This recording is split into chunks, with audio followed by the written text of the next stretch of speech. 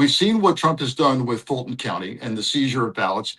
To my amazement, the FBI got a federal magistrate to sign off on a search warrant that allowed them to seize all the ballot-related materials for Fulton County. They got that because they alleged, although it was old discounted stuff, they appeared to allege some form of fraud. Then we had the national address by the president, where he again says he's found fraud. And now people are saying, look, he's laying the groundwork on election day or the day after or days after. If he doesn't like what the polls are showing, the exit polls are showing, he now says, hey, DOJ monitors, tell us that you found fraud in Nevada in key precincts. Or FBI director, who I own, right? Yeah, my FBI director. I want another Fulton County. I want an affidavit in front of a friendly magistrate that says we think we smell fraud, even if it's based on, what we found throughout the country. We're going to say we theorize there's fraud. Here comes the search warrant to seize ballots. What does that look like? So first, we had to deal with this a bit during the primary. We worked with our lawyers. Again, I think we have some of the best lawyers in the country. A lot of the lawyers that used to be in the DOJ that did this work on the government side are now in the private sector, and they're mad. Mm-hmm. And they want to be engaged in this process, and they want to hold these individuals, these bad actors in the federal government, accountable. So the fact that we have the brain trust on our side to assist us in these efforts, we are working to make sure. So we put out guidance to our local county clerks, both for one, if federal agents showed up at a polling location, and two, if they received a subpoena or a mandate from a judge that they turn over the voting machines or the ballots. And look, some of these counties don't have great support from a legal perspective. So we have to have a strong relationship from the Secretary of State's office with these county officials. We meet with them every other week. My elections deputy, who has served 20 years in the Marines, is committed to this. He committed his life to protecting our freedoms. Now he's working again because he's trying to protect the fundamental right to vote. And these county clerks really respect him. He's built trust with them. And so when these issues come up, the first phone call is going to be to him. And we have a plan ready to go, say, okay, if this occurs in this county, these are the three things we need to do immediately. One is send us the subpoena. The lawyers are ready to go. We also create an election integrity task force that's made up of our office, county officials, local law enforcement, state law enforcement. It used to include federal law enforcement. And that's the hard part, is we've worked with some of these federal FBI agents on the ground. They are good people. Yeah. They are just hand-tied because of bad leadership. Yeah. So there is a little bit of communication because that trust still exists, but there is a cautiousness to it, and we have to be careful. But anyways, that team exists on election day, and there are lawyers there as well to be prepared to be able to respond in a calm, pragmatic way, because we have to be calm to maintain the confidence of the voters to continue to show up to vote. We can't create so that's happening. I call it the legal filings of Mad Libs. We have a lot of these pleadings written. We just have to fill in the plaintiff, the defendant, and the jurisdiction. But it's also making sure that the local courts across the state are prepared to deal with these on a moment's notice. Yeah. And that's the important thing, is judges have become an important part of this process. They have to be educated on election law, but they also have to be ready to respond on a moment's notice. Yeah, for sure. For sure. This is a 24/7 command post type operation. Stay by your phone.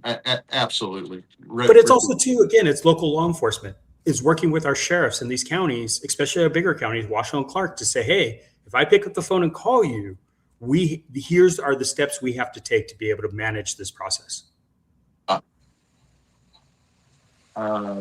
So you still got, yeah, there we go. Just okay, so do you have constitutional sheriffs in Nevada? Do you have any sheriffs who are just not with the program? They just, they don't answer to anybody but the Constitution? Yeah, no, I think we're pretty good. I think our sheriffs work together pretty well. Also, too, you got to understand the local elections official is elected in the county that they're elected. And so they do have working relationships with their county clerks, county commissioners. We've also been on a mission to make sure that county commissioners are being held accountable for their actions. In Washoe County, in 24 primary election, we had three commissioners vote not to certify the election. One It was one because they received bad legal advice. And immediately one of the sensible commissioners sent an email asking to reconsider that decision because she finally realized what the consequence of it is. But we removed two of those commissioners most recently in a primary with good Republicans who understand that elections are important and are going to support their elections department, not rip them apart. That's encouraging. And even there's been talk, Mr. Secretary, that the Speaker of the House back in Washington might not even seat some of these people, theoretically, because particularly if it looks like they're going to lose the House and or Senate, then they're going to find reasons to not seat. Do you similarly have a task force ready to head to court to try and challenge any refusal to seat election winners from Nevada? That's a conversation at the national level that we are working with the other committees. DAS is a committee of the DNC, and we're working with the DSCC, the DCCC, but also working with constitutionalist lawyers who are there to understand that, hey, this is a critical moment in our country's history.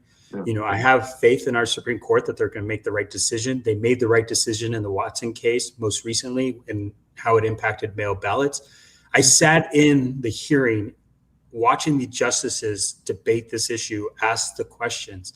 And I have faith that we have some justices who truly understand that elections belong to the states and the federal government has no responsibility to engage administratively in these elections. And hopefully our case now against the second executive order about the United States Postal Service and their acquisition of data files fails before the Supreme Court. And I think that action is going to be important to the American public to say the Supreme Court is going to stand up when we need them to stand up. Yes, there are some justices that are going to play politics and they're going to politicize the Supreme Court, but there are some justices who are going to stand up and understand what the future of our country means.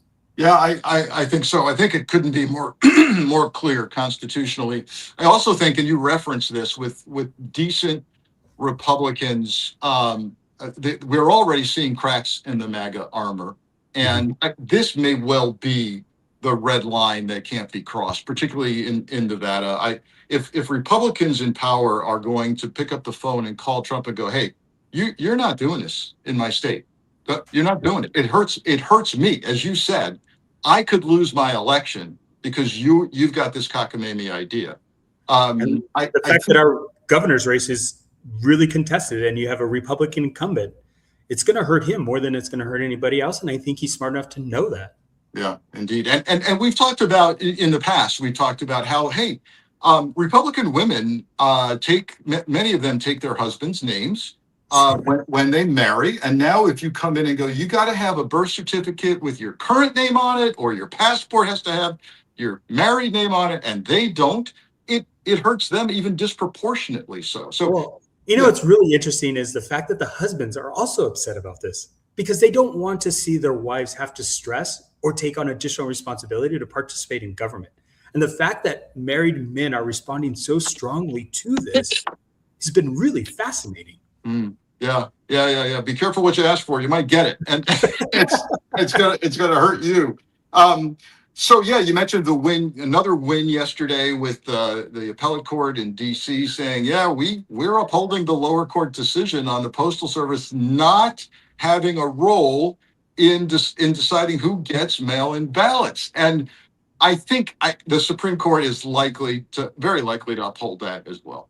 Well, fingers crossed. And again, you don't understand, like the United States Postal Service has a service to do required by the Constitution. Unfortunately, they have a postmaster general who's kind of expanding his role. I say this all the time, and I say, look, he needs to go back to FedEx where he's not held accountable to the Constitution. When you're held accountable to the Constitution, there are different requirements that you have to have. Figure out how to do your core business well and do that. Yeah. Don't try to expand when you can't do your core business. And I say that because most recently we received 34 ballots at the Secretary of State's office from 2 rural counties of individuals who voted by mail, Republicans. They sent their mail ballot back to the county, and the post office said they were undeliverable. These county offices have existed for decades, and they were sent to a processing center in Georgia. That processing center then sent it to us at the Secretary of State's office, and we're like, what are these ballots? The post office needs to do their core function well before they try to expand their responsibilities or engage in a complicated process that they just don't understand.